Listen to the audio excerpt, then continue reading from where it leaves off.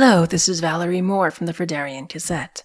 Thank you for listening to our final episode of Season 1 of Say I Slew Them Not, written by Kingsley Montivelo and edited by Alexander Phillips. We are ending this season with a special surprise, the original recording of one of Alexander Phillips's interviews with Kingsley Montivelo. We hope you will join us for Season 2, which will go live in January 2026. If you've enjoyed our program so far and want to support Three Lesbians in a Recording Booth, please donate to our Ko-Fi at www.ko-fi.com/The Frederian Gazette. Content warnings for this episode include references to imprisonment, torture, and death. This program has been sponsored by the Distinguished Academics Bookstore on 244 North Fairway Street. Looking for the rare, the esoteric, and the strange? The Distinguished Academics staff has ensured our catalog only contains texts that cannot be found anywhere else. Pay us a visit and walk away with knowledge you didn't even know existed. We now pass the mic to Pepper Holloway, who will be reading The Crossnic Church sends their holy assassins, the Ajokanyi, to Bearcaska. The official transcript of Alexander Phillips's interview with Kingsley Montivelo, January 23rd, 1876. Interviewer's notes. The east wing of Charlie Prison was closed for repairs after the October bombing. The police don't know if it was planted by someone fed up with Kingsley's memoir or a heaving supremacist.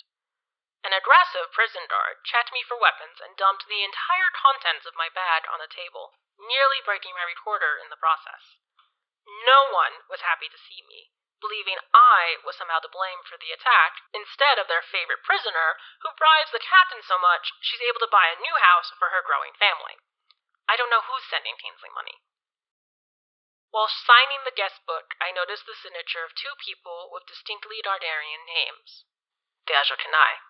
The captain assured me that Kingsley was still breathing as she led me down several metal corridors and past several other prisoners sentenced to God knew what and why.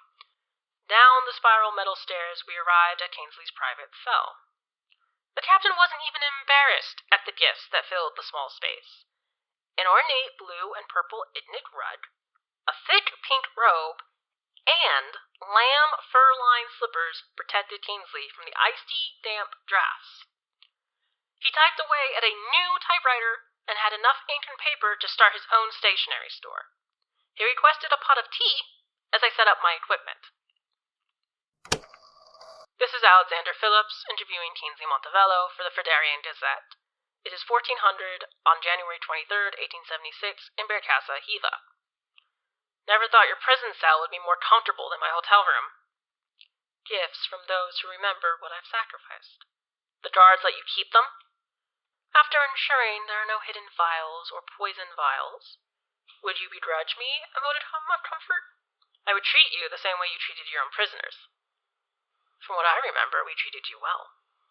You used me! You had me publish your bullshit while offering my life for the retention of the presidency. For the end of the war. Rezin wanted me to keep the presidency. Between me and Heva and Rashid and Hikaza and the Saya Gardens, he would have had a large safe haven for his people. A rather modest request, all things considered. The entire time you were torturing my wife and my mother-in-law. I didn't know that at the time. You never asked, and your wife never told me she was General Banks's daughter. This is about the Ajokanyi, isn't it? You had no ammunition to enrage them, so you're taking your frustrations out on me. I refuse to meet with the Ajokanyi. Don't need that sort of bad luck in the middle of the trial.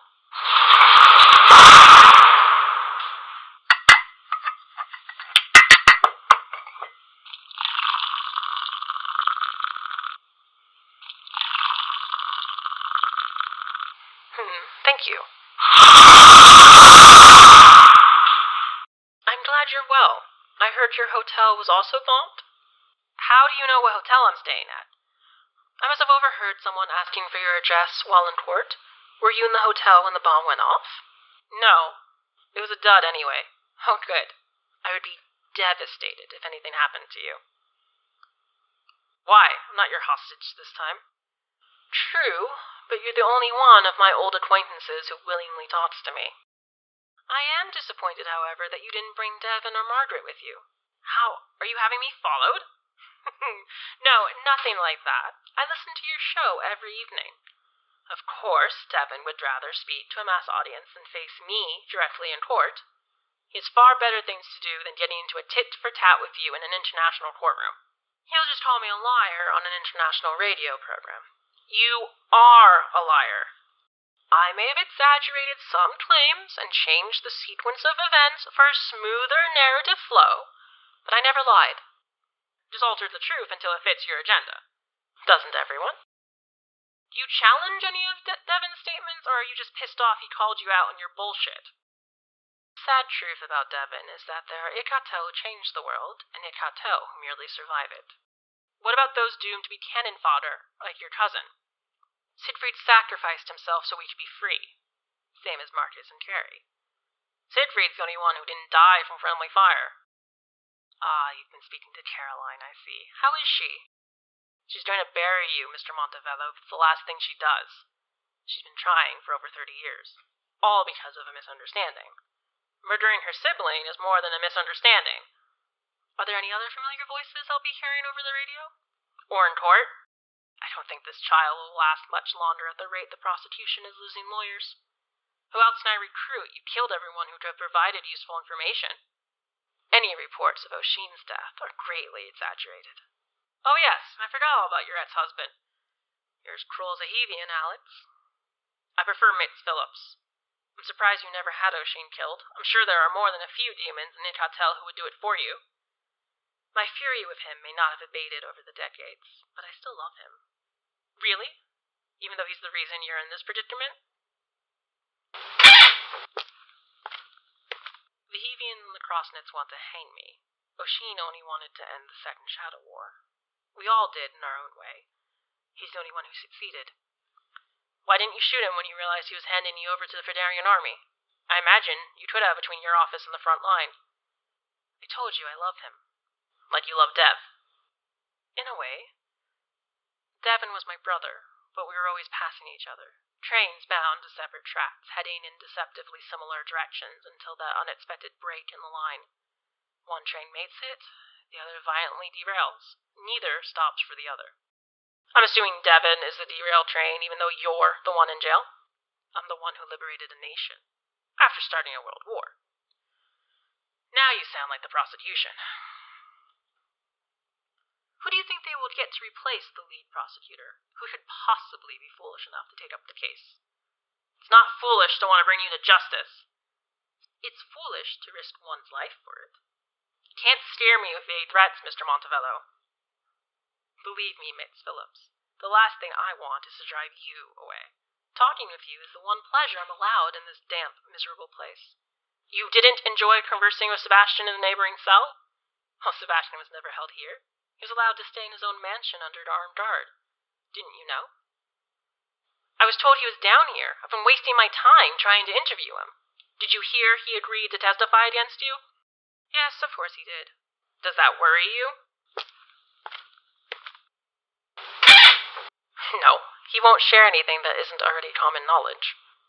Why did you agree to work with him all those years ago? Frankly, I was exhausted and grief-stricken. Siegfried's day needed to achieve something. Sebastian's compromise was hardly ideal, but it restored my people's hope. Did you expect him to follow through on his promises? Partially. Sebastian wasn't like McAllister, whose principles were tied to the integrity of the Hevian Empire. Sebastian only cared for self-preservation and believed the best way to survive was to unite others against a common foe. You allied yourself with him even though you knew he would vilify the ILA. Only when he needed to. We received many rights in return for being Sebastian's scapegoat. That's a dangerous game to play. Sebastian was playing a few dangerous games of his own, as he normally does. I figured he'd be a useful ally, and when he fell, we would quickly recover. Instead, he found a way to survive, and now he's testifying against me. Should have killed him like he killed the others. Resin always wanted to, but the bastard found a way to consistently make himself useful. I keep hearing rumors. Resin's dead, Mr. Montivelo. He died during the war. Then why are the Ajokanyi here? Demon presence in Bearcaska is minor compared to the church's other neighbors. If Resin is dead, as you claim, why would they waste their time coming here? They know I'm going to hang. Everyone knows it, prosecution or no prosecution. The Crossnic Church is desperate to appear relevant again. Or a certain someone has been tapped to take over the prosecution. Someone who will use your reporting to uncover what they want hidden. What do you mean? I will be discussing the Demon War in my memoir soon. A war the Crossnic Church, the Shadows, and the Hevian governments designed and initiated. They took advantage of an opportunity, or they created one. Then they either destroyed or classified all the documents that could prove their culpability. I know from our previous collaboration that you are an exemplary journalist and thorough. Anything survived, you'll find it. The Demon War started because of an internal dispute within the Sundaran royal family, a dispute everyone, including the ILA and IFM, took advantage of. There was no grand conspiracy. It was nothing more than bad luck. And I was sincere when I told Sebastian I would disband the ILA in exchange for voting rights. It's bad enough for publishing your bullshit memoir. Now you're sending me on a wild goose chase to uncover non-existent secret documents about a non-existent conspiracy. Yes. Why believe the accused war criminal known for his half-truths? Not like anyone else has warned you of Heva's conspiratorial and self-destructive nature. You are having me followed. No one knows Dev and Caroline better than I. Time's up. The only conspiracy we're going to uncover is yours, Mr. Montivelo, and then we'll watch you hang.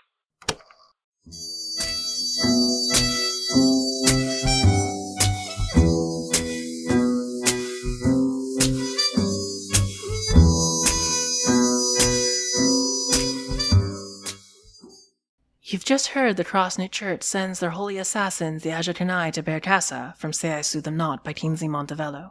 Tonight's episode was read by Pepper Holloway and was sponsored by the distinguished Academics Bookstore, home to unique and impossible-to-find texts.